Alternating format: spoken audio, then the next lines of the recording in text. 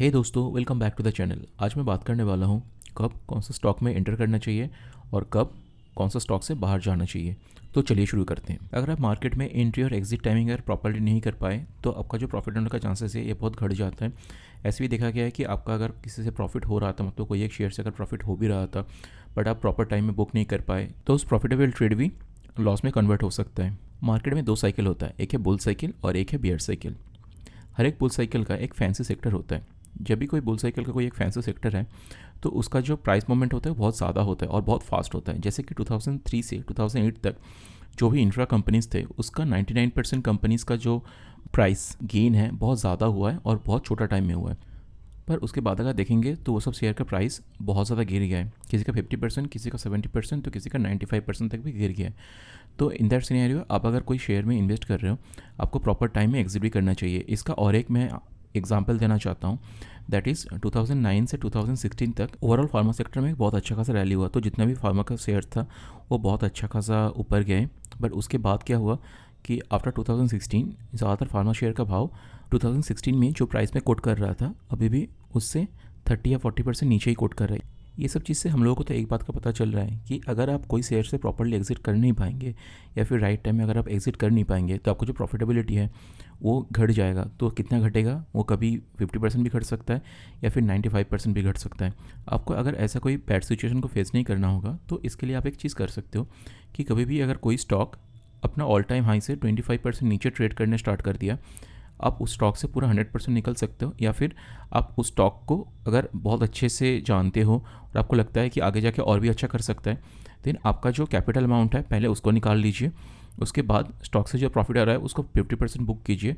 उसके बाद अगर आपको लगे कि नहीं ये शायद लॉन्गर टर्म में और भी अच्छा कर सकता है, देन आप उसको होल्ड करने के लिए सोच सकते हो। बट मेरा पर्सनल ये मानना है कि कभी भी अगर कोई स्टॉक ऑल टाइम हाई से अगर 25% करेक्ट हो जाता है तो मैं नॉर्मली निकल जाता हूँ, और खास करके अगर वो स्टॉक कोई फैंसी सेक्टर में हो तो। Point number 2 is change in the fundamental of the company. अगर कोई भी स्टॉक लॉन्ग टर्म में ऊपर या नीचे जाता है तो उसके लिए उसका फंडामेंटली जिम्मेवार होता है, क्योंकि कोई भी कंपनी का share price over the period of A time कभी भी इतना ऊपर नहीं जा सकता अगर कंपनी सॉलिड नहीं है। तो इन दैट सिनेरियो अगर आपको कभी लगे कि आप जो शेयर में इन्वेस्ट किए हो अगर उसका ग्रोथ नंबर्स अच्छा नहीं आ रहा है, अगर उसका और कोई प्रॉब्लम आ रहा है या फिर उसका प्रोडक्ट में और कोई दमखम नहीं रहा है या फिर उसका जो राइवल का प्रोडक्ट है वो अच्छा कर रहा है या फिर उसका कोई ऑल्टरनेटिव आ गया, तो उस शेयर से निकलना ही अच्छा होगा।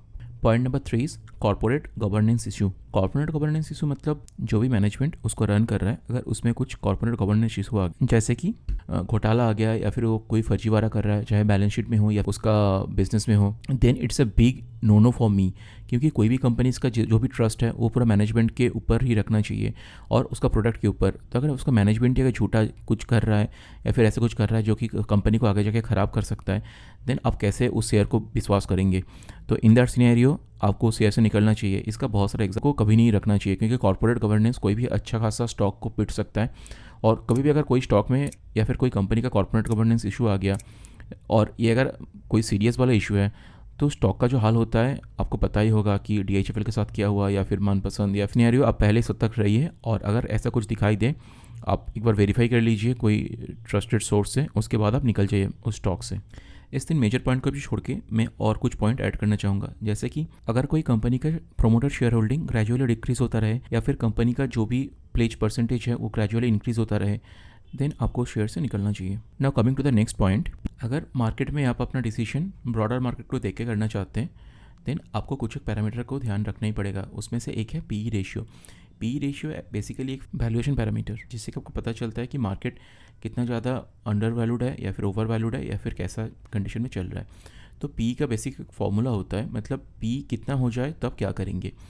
जैसे कि PE अगर 12 से नीचे है तो आपके पास जितना भी पैसा है उसका 99% मार्केट में अच्छा खासा स्टॉक में लगा दीजिए। अगर PE 12 से 16 के बीच में है तो आपका जितना पैसा है उसका 70 to 90% आप लगाइए। अगर PE 16 to 20 के बीच में है तो आपके पास जितना पैसा है उसका 50% ही आप लगाइए। अगर PE 20 से 24 के बीच में है आप बहुत सिलेक्टिव स्टॉक चूज़ कीजिए, उसमें आपका जितना भी पैसा है उसका 30% लगाइए। अगर ब्रॉडर मार्केट का PE 25 के ऊपर चला गया तो आपके पास जितना भी होल्डिंग्स है सब कुछ को सेल करके वेट कीजिए। जब भी मार्केट में अच्छा खासा करेक्शन आता है, मिनिमम 30% या फिर उससे ज़्यादा करेक्शन आता है, तभी आप आस्ते आस्ते एक्यूमुलेट करना स्टार्ट कीजिए। PE की तरह और एक इंपॉर्टेंट पैरामीटर है that is called PB ratio. PB ratio stands for price to book. इससे आपको पता चलेगा कि कौन सा कंपनी का शेयर अंडर वैल्यूड है या फिर ओवर वैल्यूड है या फिर कैसा सिचुएशन में ट्रेड कर रहा है।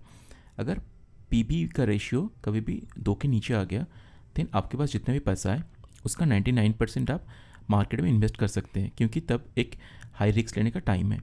अगर कभी पीबी 2 से 2.75 के बीच में आए, आपके पास जितना भी पैसा है उसका 70% तक लगाइए। कभी अगर ये 2.75 से 3.5 के बीच में आया तो आप सिलेक्टिव स्टॉक में लगाइए। अगर कभी भी पीबी रेशियो 3.6 से 4.6 के बीच में रहा तो आपको कॉशियस होकर सिर्फ लार्ज कैप में ही लगाना है। और अगर कभी ये 4.6 के ऊपर चला गया देन आपका जितना भी होल्डिंग्स है आप उस सबको सेल करके साइड लाइन में बैठ जाइए।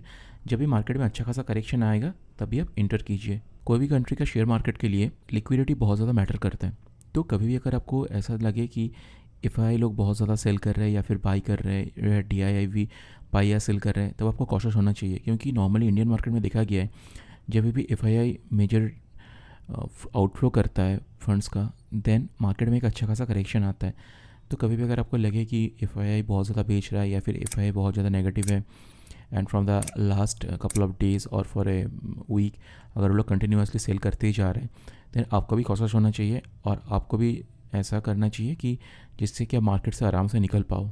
तो ये था मेरा आज का वीडियो। आप लोगों को ये वीडियो कैसा लगा प्लीज़ कमेंट करके बताइए। अगर अच्छा लगा है तो वीडियो को लाइक कीजिए, चैनल को सब्सक्राइब करके बेल वाले घंटी को भी बजा दीजिए और इस वीडियो को अपना फ्रेंड्स, फैमिली या कॉलीग के बीच में शेयर भी कीजिए। Thank you.